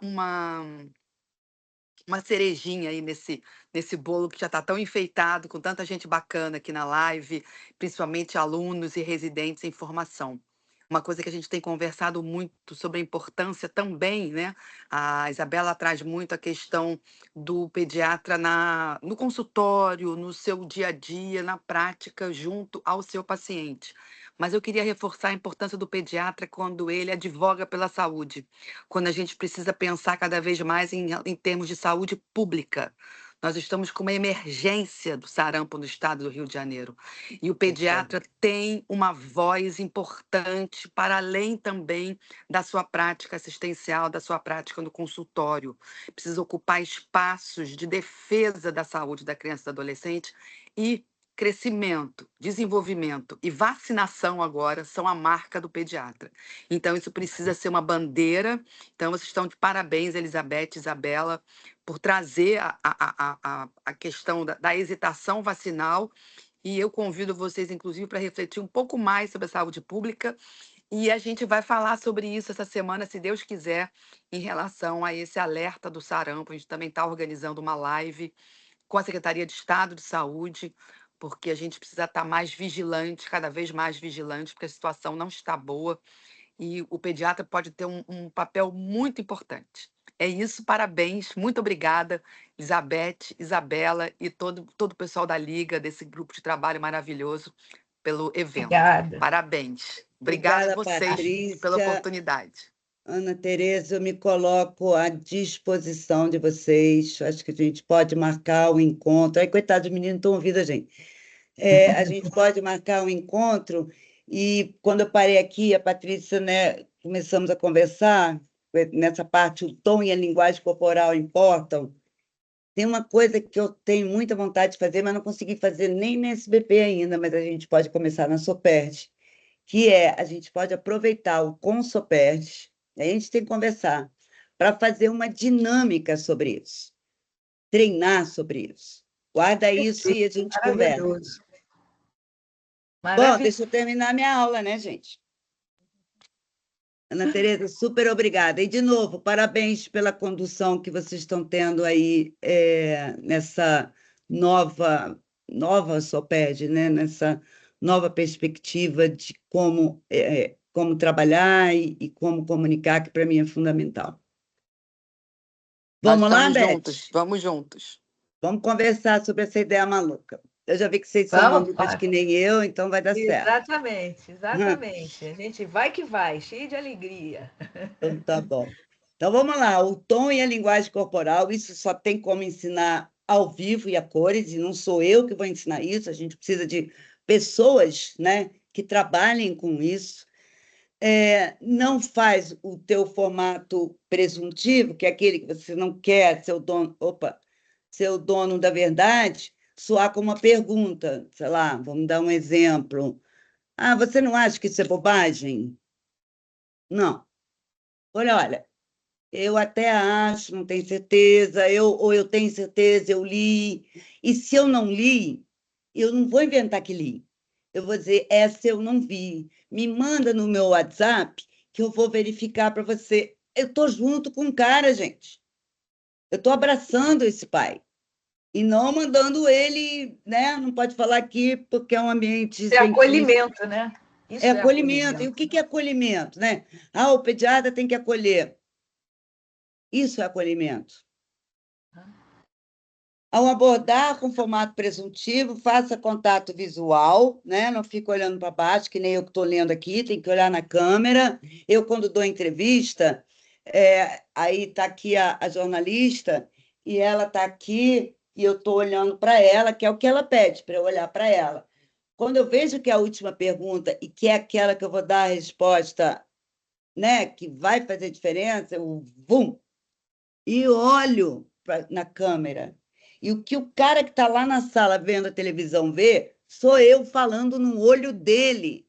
E é isso que a gente tem que falar, sem botar o dedo, tá? Isso aqui sou eu que estou mostrando. Então, eu mando o recado mais importante, depois de toda aquela coisa, todas aquelas perguntas numa entrevista, ou para o meu paciente, eu entrego pronta para ele, olhando para ele, ou eu pergunto para ele, olhando para ele. Procura saber quais são as vacinas, obviamente. Mesmo que os pais tenham expressado resistência numa visita anterior, você dá uma de maluca e diz, e aí, como é que está a coisa da vacina? E vamos em frente. Vi muita coisa, tem saído muita coisa nos jornais, estou preocupado com essa questão do sarampo e por aí vai. não só nós, como todos, devem, né, ter essa atitude, né? E assim, hoje, gente, a gente vive um problema que não é só quando chega na sala de vacinação, no posto, que você pode receber um não errado. Às vezes é o porteiro. Então, a gente tem trabalhado com, né, na questão aí da saúde pública, que todos têm que ser treinados. Não é a sua secretária, contei agora da secretária que estava mandando o cara não vacinar, que o doutor também não vacinou. Será que o doutor quer que saiba? Será que essa é a mensagem do doutor? Então, a gente tem que treinar todo mundo. Eu não tenho nenhum profissional de área nenhum trabalhando comigo que não entenda de tudo. É claro, não vai ser um médico, né? Mas dentro da função dele, entender as coisas. Formato presuntivo, depois que o outro membro da equipe disser que os pais são hesitantes, né? Você já sabe. Não prejudique o formato presuntivo. Então, de novo, não seja dono da verdade. E dê tempo para os pais responderem. Ou até de pensa, na próxima visita você me fala, não bota a faca no pescoço do cara de que, né? Mas aí eu já falei isso aqui para vocês, a gente tem que trabalhar pela reconquista das altas coberturas vacinais, como muito bem disse a nossa presidente. Eu não vou estar, porque eu estou viajando amanhã, mas vai ter um webinar dia 19, se não me engano, sobre essa situação no Estado, e nós, pediatras, temos que arregaçar as mangas, e não é só com a criança, é saber dos pais se eles estão vacinados, dos adolescentes, que a gente meio que muitas vezes esquece as vacinas de base, né? Vai falar da HPV, vai falar, mas não vai falar de um sarampo, cachumba, rubéola. Simples, né? Pois é, nada simples, é isso mesmo. Então, aqui meus contatos, hora que vocês quiserem mandar pergunta, reclamar, qualquer coisa, eu respondo. Foi. Gente, que noite maravilhosa! Que Noite noite maravilhosa. maravilhosa! Isabela, você é demais. Olha, a gente Eu está gosto, né? Vai dizer que eu não gosto. Pô, os meninos devem estar cansados aqui. Quem é essa maluca que fala 1 hora? Você vê que olha, nós estamos com o quórum bem alto. A gente vai fazer o seguinte: tem algumas pessoas aí que já me disseram, minha liga, querendo fazer algumas perguntinhas. Então, a gente vai abrir para umas 3 perguntas, pode ser? E aí a gente vai encerrando por causa do avançado da hora. Tá? Então, primeiro, agradecer aqui a Flávia e a Yasmin, que fizeram uma apresentação linda, e perguntar o que elas têm para perguntar aí. Né? Eu queria saber o que elas aprenderam aí. Eu acho que a gente queria agradecer, né, inicialmente, pela oportunidade, agradecer a Beth, a Isabela, a Soperge. Acho que é uma oportunidade única de debater um tema tão relevante, né? E eu acho que a gente falou muito das dificuldades, né, para trazer a questão da vacinação para a população no geral, né? Mas eu acho que é cada vez mais difícil a gente trazer a questão da vacinação para uma população ainda mais vulnerável. E eu queria saber de você, assim, quais são as possíveis estratégias, né, para a gente abarcar essa população. Óbvio que a gente vai usar, né, todos esses mecanismos, mas você acha que teria algo mais que a gente poderia fazer? Olha, tem uma coisa fundamental que está perdida, que é o papel do educador. Sim. No Brasil, hoje, quando a gente fala de vacinação escolar, virou assim, é igual ir na escola vacinar. Não, é também dar acesso. Mas a escola, por exemplo, essa história do chinelo, você desvira o chinelo, aproveitar, Flávia, você desvira? Desviro. Tá vendo que Desviro negócio com forte? Mais certeza. forte que vacina, gente. Desviro com certeza. Não sabe por quê, mas vai que a mãe morre, não é isso? Não estamos podendo, né, colocar isso em jogo. Não, isso aí, olha só, se todo mundo tiver esse viés do chinelo para sarampo, para vacina, Então, a escola Perfeito. tem aquelas coisas que a gente lembra, nossa,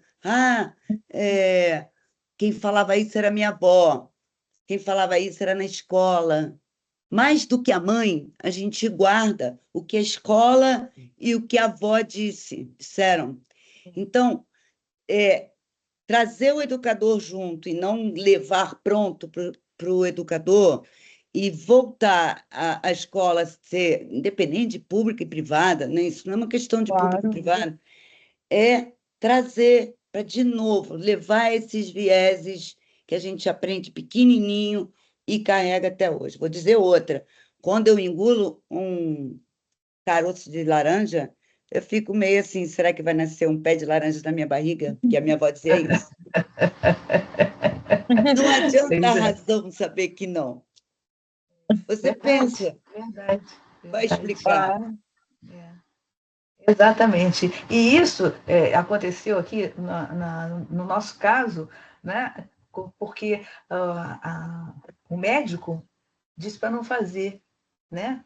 E aí, isso, a Isabela falou isso, é uma coisa muito importante, é o nosso papel social. Quando o médico fica hesitante, aí a coisa Errou. passa, né? Então, a Com gente certeza. precisa ter essa convicção, né? Para poder realmente fazer um trabalho adequado e reverter esse quadro dramático que a gente está Nós vivendo. vamos só defender um pouquinho o médico, né? Afinal de contas, o médico foi uma grande vítima da infodemia, né? Ao mesmo tempo que ele estava ali salvando vidas e em situações assim, né, muito duras, ele ainda tinha que ter tudo que é resposta e não dava nem tempo de estudar. E o que mais chegava para ele era artigo falso, porque o artigo bom demora para ficar pronto. É isso. Mas, assim, a gente quer que essa turma que está se formando entenda isso, entenda a importância, né, do que a Isabela falou lá, de estar com isso Viés. Elas vão medulizado. dizer lá na frente, Viés elas vão medulizado. dizer, doutora Isabela, vai ser o viés, eu vou ser igual a avó, a escola. Isso aí, é isso aí. É isso aí. Perfeito. Yasmin, quer falar? Quer fazer alguma pergunta ou comentar? Nada, eu queria agradecer também a oportunidade, muito legal a gente estar aqui e poder debater esse assunto que eu particularmente adoro, eu acho que a gente tem que realmente trazer isso. E eu acho que eu até cheguei a fazer essa pergunta para a professora e doutora também, Beth, quando a gente apresentou, mas eu trago aqui também para você, doutora Isabela, em relação na prática, né? Quando a gente recebe um pai dentro de um consultório, uma mãe, que realmente está ali trazendo aquela fake news a maior de todas, e você precisa de alguma forma passar para aquela pessoa de que aquela informação não é verdadeira, né? E que precisa vacinar, por todos os motivos que a gente acabou de falar, mas ao mesmo tempo a gente sabe que muitas pessoas que acreditam nessas coisas, nessas falácias, assim, elas também vêm com uma carga meio. Elas normalmente não reagem bem quando a gente vai falar que aquilo não é verdade, e pode até falar, nunca mais volto nessa pessoa, nunca mais volto nessa pediatra, louca, maluca. Então, assim, qual é a melhor maneira de abordar sendo educada, mas também, assim, direta, né? Então, Yasmin, esse é o grande desafio, né? E é por isso que um treinamento para a gente seria muito importante. Mas a primeira coisa é que você não vai dizer que, nunca vai dizer que não é verdade. Não é verdade, não vai usar isso. Muito menos é mentira. Esse povo quer se dar bem, ou qualquer coisa negativa contra aquele grupo ou contra. É ser humilde. Humilde, vestir as sandálias, sabe o que é? E ser humilde. É dizer, nossa, essa daí eu nem tinha visto. Tem muita coisa circulando, eu tenho seguido todas, até para me manter informado e poder trazer para vocês o que é, o que não é. Então, essa eu ainda não vi, ou essa aí eu vi, mas aí eu fui lá, conversei com a doutora Isabela, com a doutora Beth, com o doutor, sei lá, ou eu fui ler, enfim, e vai desmentindo, usando exemplos de coisas da vida diária. Eu falei aqui, acho que eu falei aqui, já tem tanto tempo que eu estou falando, eu não sei mais se falei ou não. Mas você recebe uma fake news que está tendo um surto de infarto, aí você pergunta, você conhece alguém que teve infarto? antes desse surto. Tenta trazer para a realidade. Eu gosto muito, eu faço muito isso, igual eu brinquei com vocês. Perfeito, isso é ótimo. Uhum. Eu teve 2 congressos de pediatria, um foi o do Paraná, eu acho, e o outro, não me lembro. Foram 2 congressos de pediatria, ou 3, que foi logo depois dos anos piores da Covid, que eu perguntei assim, e você pode fazer coisas semelhantes com o paciente. E aí eu pergunto assim, quantos de vocês perdeu um paciente para a Covid? Cara, horrível. Todo mundo levantou a mão. Quase todo mundo levantou a mão. E aí você ali com um auditório com quase 1.000 pessoas, arrepia. Então você ali, você já causou, não é isso que fala? Você já fez todo mundo se arrepiar. A minha intenção não era fazer arrepiar, a minha intenção era trazer para a realidade. E aí, na sequência, eu falei, tá, agora eu vou fazer uma pergunta mais difícil. Quantos de vocês perderam algum paciente para a vacina Covid-19? O que vocês acham que aconteceu no auditório? Ninguém levantou a mão. Um levantou a mão. E na hora que eu vi esse eu falei, deve ser a gestante. Lembra que morreu depois da vacina AstraZeneca? AstraZeneca. E não deu outra, era isso mesmo. Eu não fiz ele falar, eu disse, ó, eu depois vou conversar com você e tal, não quero expor a pessoa, né? E era esse caso. Então, assim, busca o teu lado emocional junto com o teu técnico. Deu para entender? Traz para... Porque o antivacinista ele é empático. O que é ser empático? Eu me igualo a você ter uma imagem fantástica, que é uma girafa e um leão. O leão é o forte, não é forte? E a girafa, ele come. O leão pega um banquinho, sobe no banquinho, para ficar ali igual a girafa e conversar com ela. Captou? Captou, eu sei que está errado, tá, gente? Eu tenho mania de falar isso. Captou? Entendeu, Yasmin? Sim, eu entendi. Eu sempre fico nessa dúvida, porque eu, particularmente, tenho uma grande dificuldade de me comunicar com pessoas assim que estão muito desse outro lado, e eu acho difícil, às vezes, de Não é só você, não. Quase todo mundo. encontrar um balanço, porque realmente pra gente. Bem-vindo ao clube, né? Bem-vindo ao clube. Pra gente que Quase estuda todo isso é mundo. tão óbvio, as coisas são tão claras, assim, né? Que às vezes é difícil, né? Por isso que eu sempre me pergunto como eu vou agir quando eu sei que eu vou estar em alguma situação assim um dia, então eu quero saber como tentar conduzir ali, né? E você pode ter no teu ambulatório, no consultório, onde você estiver atendendo, você pode ter dados, sei lá, você pode fazer um material educativo, ou mesmo no teu computador, olha aqui. Aí vai dizer, tá vendo? Não morreu não, né? Olha o que tem de verdade. E ele vai dizer porque esconde. Eu falei, bom, daqui a pouco a gente vai achar que o céu vai cair sobre a nossa cabeça, aí fica difícil. E fala isso no tom de piada e não de agressão. Perfeito. Mas eu não sou psicóloga nem psiquiatra. A gente tem que ser um pouquinho sempre, né? Não tem jeito, né? Pediatra tem que fazer de tudo. Isso. Caleb, eu vou passar para o Caleb, depois a gente vai ter que fechar. Vamos fazer mais eventos com isso, que eu tenho uma porção de dúvidas aí surgindo. Ah, tá. Sinto muito, mas tá. Deixa o Caleb falar. Fala, Caleb. Boa noite, tudo bem? Vocês me escutam? Sim. Então, eu queria perguntar para a doutora Isabela sobre esse caso da gestante que teve complicação com a AstraZeneca, porque é um caso que eu desconheço. É claro que eu vou procurar mais para me informar com a própria notícia em si, mas eu queria ouvir da senhora, qual o parecer da senhora em relação, porque eu realmente desconheço esse caso, o que aconteceu. Então, esse caso foi realmente a vacina que levou à morte dessa gestante. Então, assim, isso pode acontecer com qualquer medicamento, né? É uma situação que, graças a Deus, muito raramente acontece. Então, a vacina AstraZeneca, e foi por isso que ela foi tirada de mercado. Então, quando se trabalha com imunização, o mesmo tratamento, né? Às vezes você escolhe um tratamento que você sabe que pode dar evento adverso, mas que se você não fizer aquele tratamento, o paciente vai morrer, né? Então, fica ali. Então, ali, naquela situação que a gente não tinha vacina nenhuma, que a AstraZeneca era a única, lembra? Não chegava a vacina da Pfizer, enfim. A gente tinha a Coronavac, mas ninguém queria tomar a Coronavac. E a vacina AstraZeneca, ela causa muito, muito, muito, muito, muito, muito, muito raro, tanto que milhões foram vacinados no mundo, e não é isso, você tem poucos casos, mas é um evento grave que leva a uma trombose trombocitopênica. Então, ela obrigatoriamente está acompanhada de uma reação anticorpo contra as plaquetas. Então, o diagnóstico ele é muito...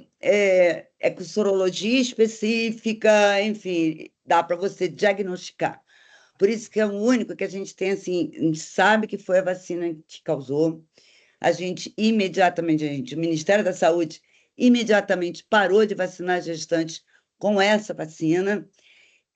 Logo depois passou a vacinar só os mais velhos, porque quem tinha mais risco para esse evento eram os jovens, e hoje, já há um tempo, né, a gente não tem mais a vacina.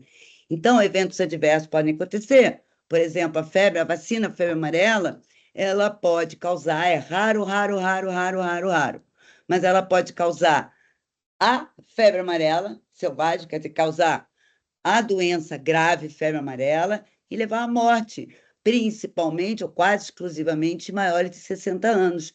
Então, por que o Ministério diz 60 anos só vamos vacinar se estiver tendo uma epidemia? Porque se não está tendo epidemia, mesmo risco muito baixo, a gente não vai correr. Agora, se está tendo uma epidemia, a letalidade da febre amarela entre maiores de 60 anos supera em muito a possibilidade desse evento adverso. Então, a medicina é isso, a gente tem a ciência, a gente tem o raciocínio e a gente tem que ser transparente e dividir com o paciente essas decisões. Tá certo, entendi. Muito obrigado. Nada, querido. Gente, dá vontade de ficar aqui a noite inteira, né? Mas Não, aí posso agora não, pessoal... posso não, tem que dormir. Eu sei que você não pode, eu sei, mas a gente vai fazer outra, não adianta, a gente vai ficar atrás de você, não tem saída. Meu Deus do céu. Uma Vamos coisa embora defender maravilhosa. lá com a Ana Tereza e a Patrícia a nossa oficina lá numa salinha no Consoped. Vamos lá, com a participação das ligas, né, gente? Com a participação da Liga, a gente vai fazer estudinho, fazer o curso. Isso, então, assim, vários elogios aqui, vários parabéns, está aqui no chat, só agradecimento e a minha felicidade, nós estamos abrindo as lives do ano com essa maravilha. Tinha que ser a gente, né, Beth? Não é? Quase 2 horas de live, estamos ainda com 43 na sala. Olha que coisa boa. Gente, maravilhoso. Vou passar a palavra final para a doutora Isabela e a gente vai marcar de novo com você. Não tenha dúvida que você não escapa da gente, tá bom? As minhas palavras finais, eu não devia nem ter direito de palavras finais depois de tantas palavras que eu falei, mas obrigada a vocês estarem aqui até agora. Eu realmente... eu sou apaixonada, então eu vou. Claro, se alguém me disser não pode, eu não vou falar. Mas como eu sinto daqui que o povo aí está interessado, a gente faz tudo para levar a melhor informação para vocês. E todo dia eu rezo por cada futuro médico para que seja o melhor. E é isso. Obrigada, Beth, por me dar essa oportunidade de falar. Imagina. Ainda aprendendo. A gente aqui agradece. Parabéns! Não paro.